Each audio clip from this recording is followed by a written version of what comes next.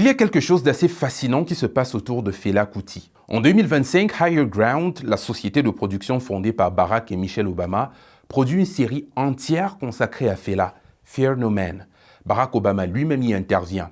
Et il y a juste quelques jours, Dominique de Villepin publiait un message autour de Zombie, l'un des morceaux les plus politiques de Fela, en expliquant en substance que Fela avait eu le courage de dire non à l'ordre injuste. Et moi, je trouve tout ça très intéressant. Mais avant de te dire pourquoi, si tu aimes ce type de contenu qui t'explique simplement les grands enjeux africains, je t'invite rapidement à télécharger notre application Infomédia, disponible sur Android et iOS gratuitement, où tu pourras consommer notre contenu non censuré et ce au quotidien.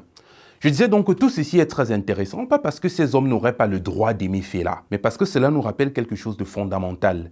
La manière dont l'histoire présente un homme dépend énormément de l'époque depuis laquelle on le regarde. Aujourd'hui, Fela est une icône, un génie. Mais de son vivant, Fela était un personnage extrêmement persécuté, arrêté à répétition, battu, emprisonné, au point où en 1977, après la sortie de Zombie, le titre qui est aujourd'hui loué de tous, son complexe de Kalakuta est attaqué par des soldats nigérians.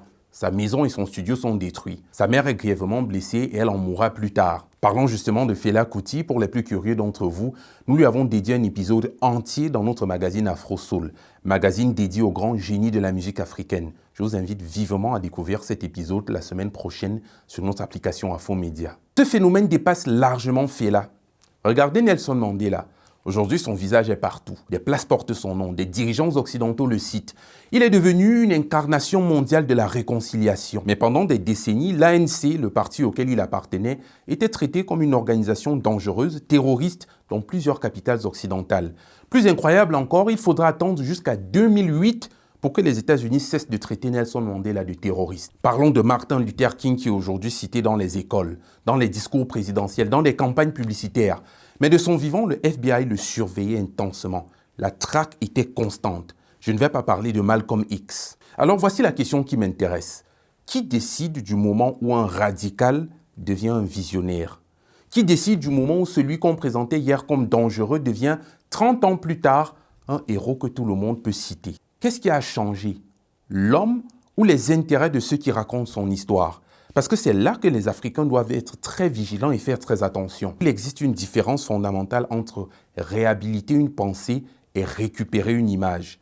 Réhabiliter Fela, c'est accepter Fela dans toute sa complexité. C'est écouter sa musique, mais aussi ce qu'il disait sur le pouvoir, l'impérialisme, les élites africaines, les militaires et la domination économique. Et c'est exactement le même danger avec Sankara.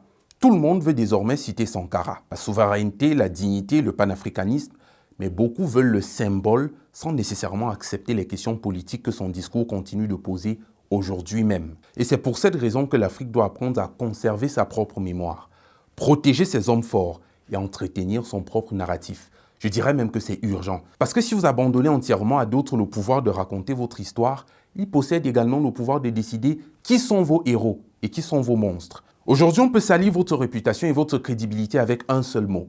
Extrémiste, radical, jeune au pouvoir. Et 30 ans après votre mort, lorsque le contexte aura changé, on pourra découper votre visage, prendre vos plus belles citations, mettre une musique émouvante derrière, et expliquer au monde que finalement, vous étiez peut-être un visionnaire. Alors peut-être que la véritable souveraineté africaine commence aussi ici. Ne jamais déléguer entièrement à quelqu'un le droit de nous dire qui nous devons admirer, qui nous devons condamner et surtout qui nous devons oublier. Que pensez-vous de la récupération des grandes figures noires à des fins politiques?